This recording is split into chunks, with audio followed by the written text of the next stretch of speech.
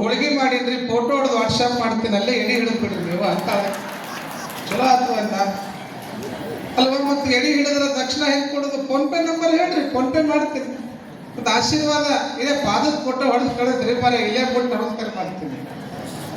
ಪರಿಸ್ಥಿತಿ ತಂತ್ರಜ್ಞಾನಗಳು ಹಿಂಗಾಗಬಿಟ್ಟು ಜಗತ್ತನ್ನ ಗೆಲ್ಲಬಹುದು ಅನ್ನುವಂಥದ್ದನ್ನ ಬಾಲ್ಯದೊಳಗ ತಿಳ್ಕೊಂಡವರಾಗಿದ್ದಾರೆ. ತಾವೇನು ಕಲಿತಂತ ಕಚೇರಿ ಗ್ರಾಮದೊಳಗೆ ಕಲಿತಂತ ವಿದ್ಯೆಯನ್ನ ಬಡ ಮಕ್ಕಳಿಗೆ ದಾರಿ ಎರಿಬೇಕು ಅನ್ನುವಂಥ ಭಾವ ಬಾಲ್ಯದೊಳಗ ಬಂದಿತ್ತು. ಅದನ್ನ ನಾವು ನೋಡ್ಬೇಕಾಗ್ತದೆ, ಅದನ್ನ ಗ್ರಹಿಸ್ಬೇಕಾಗ್ತದೆ. ಅಂತ ಹಾಲಯ್ಯನವರು ತವರು ಮನೆ ಭಾಗಕ್ಕೆ ಬಂದಾರ ಅಂತಂದಾಗ 4 ವರ್ಷದಿಂದ ಮೊದಲ ಗಂಡಿಲ್ಲ, ಮಕ್ಕಳ ಜೀವ ಅಂತ ತಾಯಿ ಬಯಸದ. ಅಂತದ್ರೊಳಗೆ ಮಗನ ಕರೆ ತಾಯಿ ಓಡೋಡಿ ಬಂದ್ರೆ ಮಗ ಬರ್ಲಿಕ್ಕೆ ಒಪ್ಪಲಿಲ್ಲ. ತಾಯಿ, ನಾನು ಲಿಂಗದಳ್ಳಿ ಒಳಗನೆ ನಿಂತು ನಾನು ಶಿಕ್ಷಣವನ್ನು ಕೊಡ್ಬೇಕಂತದೇನಿ, ಅಥವಾ ನೀನು ಶಿಕ್ಷಣ ಕೊಡು, ಆದ್ರೆ ಒಂದಿಷ್ಟು ಮದುವೆ ಪದವಿ ಹಾಕೊಂಬಾರಯ್ಯ ಅಂತಾಳ ಅವ್ವ. ಈ ಹಡದ ತಂದೆ ತಾಯಿ ಏನು ಚಿಂತೆ ಅಂದ್ರೆ ಮಕ್ಕಳನ್ನ ಓದಿಸೋದೊಂದು, ಅವಕ್ಕೆ ಕಣ್ಣೆ ಹುಡುಕಿ ಮದುವೆ ಮಾಡೋದೊಂದು, ಇವ್ಯಾಡ ಕಳ್ಕೋಬೇಕಂತ ನೋಡಿ ತಲೆಯಾಗಿ. ಅದ್ರಾಗ ತಾಯಿ ಮಾತ್ರ ಮೊದಲು ಮಕ್ಕಳ ಮದುವೆ ಮಾಡ್ಬೇಕ್ರಿ. ಅದೇನು ಯಾಕಾಗಿಲ್ಲ, ಒಟ್ಟು ಮದುವೆ ಮಾಡ್ಬೇಕು. ಬಹಳ ಮಂದಿ ಸ್ವಾಮಿಗಳು ನಮಸ್ಕಾರ ಮಾಡೋ ಮುಂದೆ ಅಜ್ಜರ ಉಂದ್ರೆ ಕೇಳಂಗಿಲ್ರಿ, ಯಪ್ಪ ಒಂದು ಕಣ್ಣೆ ಇದ್ರೆ ನೋಡ ನಮ್ಮ ಮನೆಗೆ, ನಾವಾಗ ಬೇಡ ಅಂತ ಸಂದೇಶ ಆಗಿರ್ತೀವಿ, ನಮಗೆ ಕಣ್ಣೆ ಹುಡುಕಾಗ ನಿಲ್ಲಿಸ್ತಾರೆ. ಕೇಂದ್ರ ಅಮಾಶಿನೊಮ್ಮೆ ಅಂತ ಕುಂದಿರ್ಬೇಕಾಗಿ ಸ್ವಾಮಿಗಳು ಕೊಡ್ತಕ್ಕ ಅಂತಂದ್ರೆ ಕಣ್ಣೆ ಸಿಗ್ಲಾರದ ಪರಿಸ್ಥಿತಿ ಬಹಳ ಒದ್ದಾಡಕತ್ತಾವ. ಇವು ನೌಕರಿ ಬೇಕಂತ ಇವು ಹೊಂಟಾವು,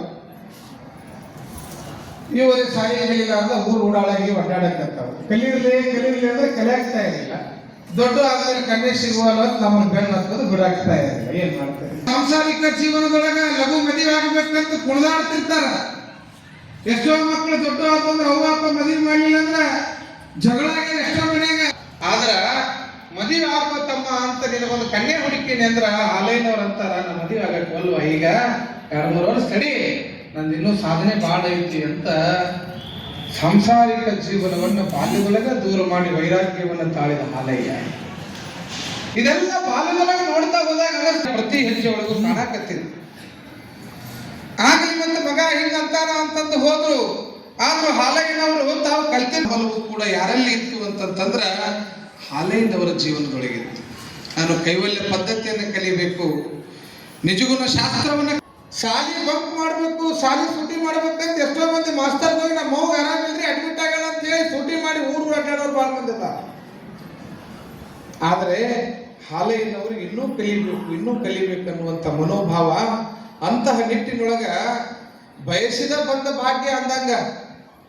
ಯಾವ ರೀತಿಯಾಗಿ ವಾತಾವರಣ ಪ್ರಕೃತಿಯು ಕೂಡ ನಮಗೆ ಬೆಂಬಲವಾಗಿರ್ತದ ಅನ್ನುವ ಹಾಗೆ ಅದೇ ಗ್ರಾಮದಲ್ಲಿ ನಿಜಗುಣ ಶಾಸ್ತ್ರವನ್ನು ಅಧ್ಯಯನ ಮಾಡತಕ್ಕಂಥ ಸಜ್ಜನರ ಸಂಘ ಲೇಸು ಕಂಡಯ್ಯ, ದೂರ ದುರ್ಜನರ ಸಂಘ ದೂರ ನೋಡಯ್ಯ ಅಂತ ಹೇಳಿ. ಒಬ್ಬ ವ್ಯಕ್ತಿಯ ವ್ಯಕ್ತಿತ್ವ ಯಾವಾಗ ಗೊತ್ತಾಗ್ತದ ಅಂದ್ರ ಅವ ಯಾರ ಜೊತೆ ಸಂಘದಾಗ ಅದಾನಲ್ಲ ಆ ಸಂಘದ ಮೇಲೆ ಗೊತ್ತಾಗ್ತದ್ರಿ ವ್ಯಕ್ತಿಯ ವ್ಯಕ್ತಿತ್ವ. ಅವನ ಜೀವನದೊಳಗೆ ಎಂತ ಸ್ನೇಹಿತರನ್ನ ನಾವು ಹೊಂದ್ಯಾಣ ಅಂತಂದ್ರ ಅದ್ರ ಮೇಲೆ ಅಳಿತಾರ ನೋಡ್ರಿ ಮನುಷ್ಯ ಎಂತವದಾನ ಅಂತ ಹೇಳಿ. ಎಂತೆಂತ ಸ್ನೇಹಿತರದಾರ ಈ ಭೂಮಿ ಒಳಗ ಅಂತಂದ್ರ ಎಷ್ಟೋ ಮಂದಿ ಸ್ನೇಹಿತರ ಬದುಕನ್ನೇ ಹಾಳು ಮಾಡಿರ್ತಕ್ಕಂಥ ಸ್ನೇಹಿತರು ಸಿಗ್ತಾರ. ಒಬ್ಬೊಬ್ಬರು ಈಗ ಹೊಂಟಿದ್ದಂತ ಊರಾಗ